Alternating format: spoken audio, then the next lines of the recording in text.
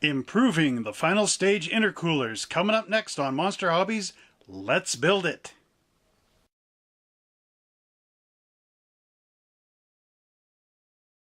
Hello everybody, my name is Trevor Slescu and welcome back to my basement. I am the owner of Monster Hobbies in High River, Alberta, Canada, and today on our Let's Make the Star Trek Enterprise kit from AMT Look Better series, we're going to be looking at the final stage intercoolers on our warp drive engines. So now let's go down to the bench and see how we can improve ours. Welcome back down to our actual bench now. And again, we've got our Star Trek model in the back, and we're going to look at those final stage intercoolers. Now, for you guys that may not know what a final stage intercooler is, well, I've got the page out of the Franz Josef technical manual, and here it gives you a rundown of the warp drive engine. It's actually in the book this way, but for our purposes, I'm putting it this way. So this shows us our entire warp drive engine, and it gives us a listing of what all the pieces and components are. So these here, this little bar there, is our final stage intercooler.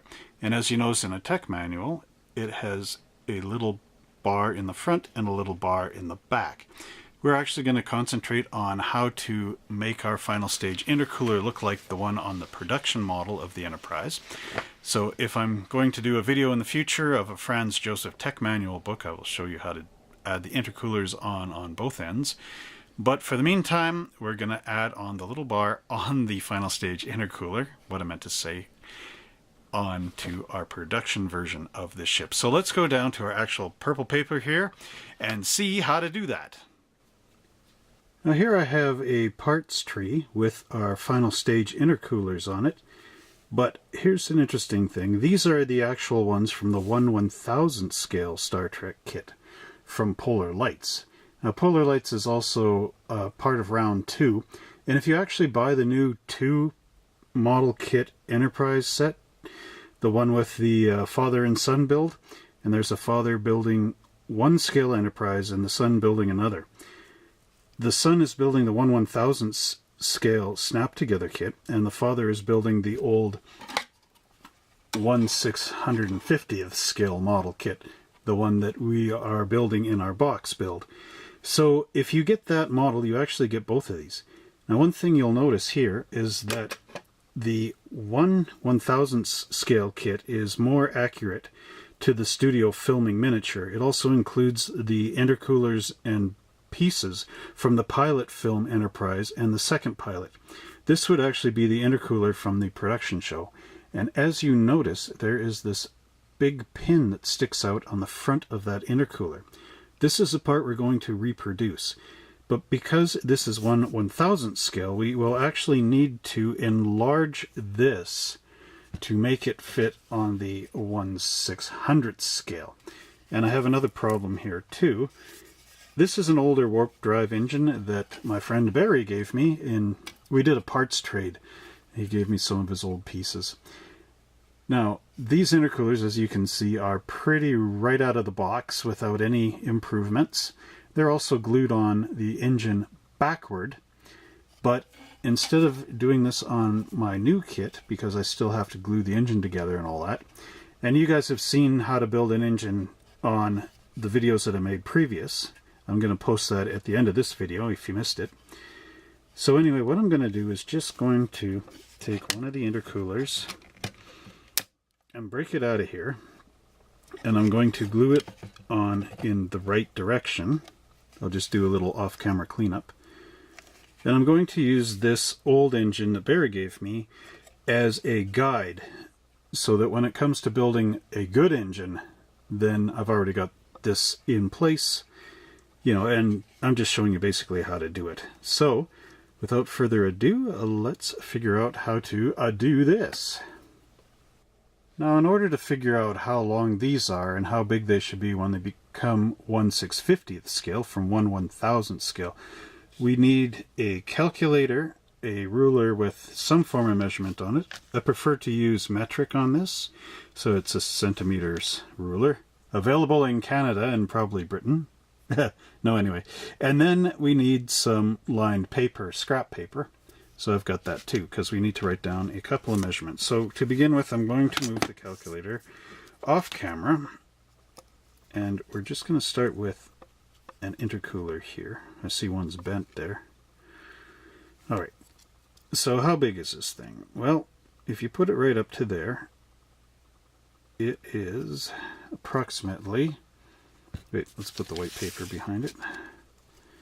Okay, so going from here, we have four millimeters, roughly. Okay, so you got 4 millimeters. So we go 4 millimeters, and then we want to multiply this by 1,000. Well, that's fairly straightforward. Should be 4,000 millimeters. So if this was on the actual Enterprise, the real thing out in space, that little teeny bar would actually be 4,000 meters long. So we want to figure out, so this is 1,000 scale. Okay, now in order to figure this out into a 1/650th scale, we need to take 4,000 millimeters and divide that by 650.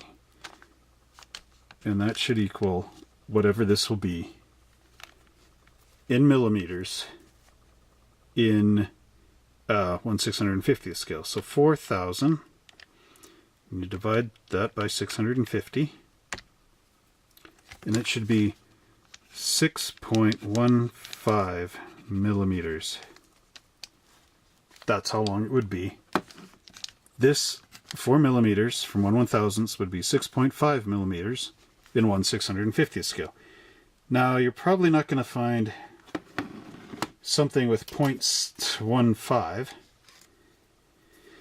So we can just, now this is a strip of, this is just a spare strip of styrene that I have. I'm not really sure the size, but if you actually wanted to get the height of this thing as well, because remember this is all in 3 dimensions.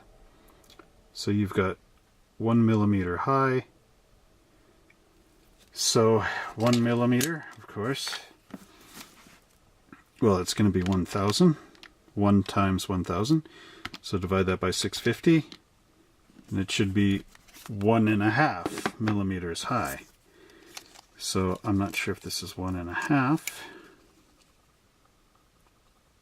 It's actually 3 millimeters high. So this would technically have to be cut in half down this way, just like that, to equal the height of that piece there. So you could either cut it in half down the middle, or you can find another bit of styrene that's just this high. So maybe that's what I'll do. Cut it down the middle. Welcome back to our purple piece of paper, and now as you can see I've broken this off and I've turned it around and re-glued it. There's the original on the other side. So I've also cleaned up that intercooler right there to make it look better. Okay, now you're wondering about the little piece in front. So here it is, right there. As you can tell, that is, even in a bigger scale, still pretty small. What we'll need to do is grab your tweezers, and let's make it stand upright, like that.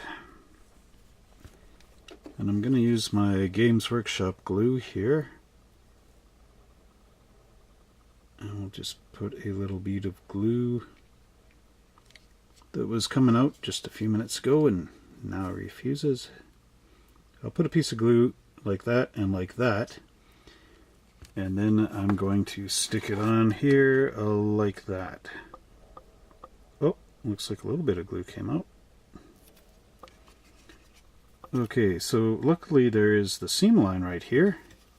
I hate to glue something right onto a seam line, but in fact the seam line in this case is dead center.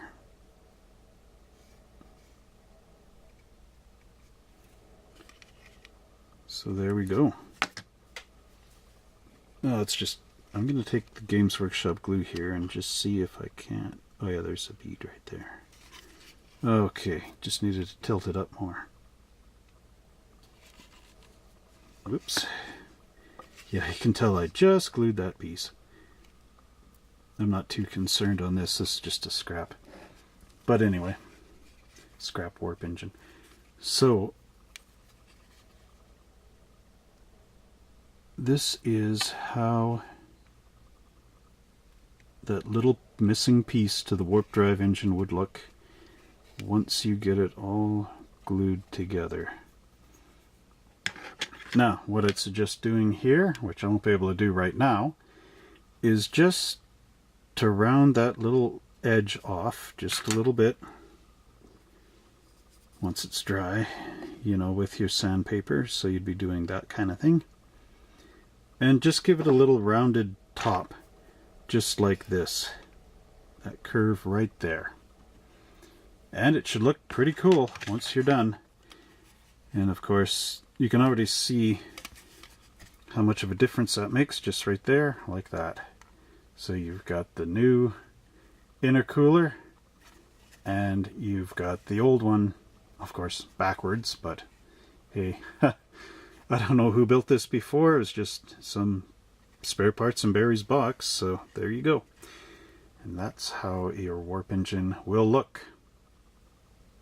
Hi everybody, before I completely end this video and get to the final bit of it, I actually have a model kit question from our good friend Barry.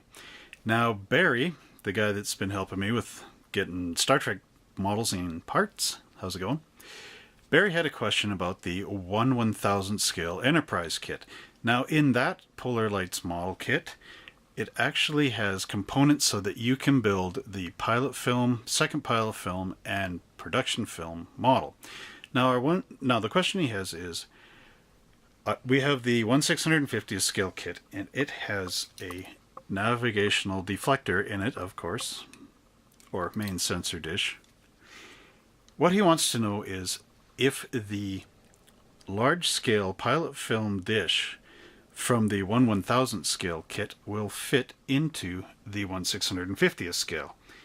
And actually, it can drop in to the dish here as an insert piece. The only problem is it sticks out of the dish just a hair. So what you could do is, there's a little cone at the bottom of this on the dish. Don't know how well you can see it. You could actually take this pin right out of here, chop it off, and then file that little cone down until it's flat in there.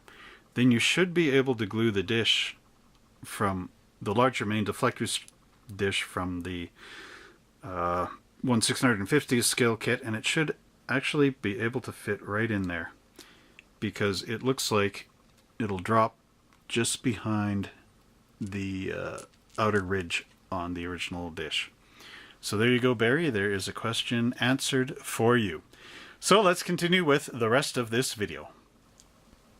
I hope you liked that video, and if you would like to contribute to our ever-growing channel here, please don't be afraid to go and check us out at our YouTube homepage and look for the PayPal icon and click on it, and it'll help you with the rest. Now, if you would like to see how we actually originally built our warp engines, please check out this video right here. And if you would like to see how to improve your warp engines, check out this other video and this video here. And don't forget to like and subscribe to us right over here and click the notification button so you can get all the updates on our YouTube videos. And don't forget to check us out at www.monster-hobbies.ca to see all our models. And until next time, live long and prosper.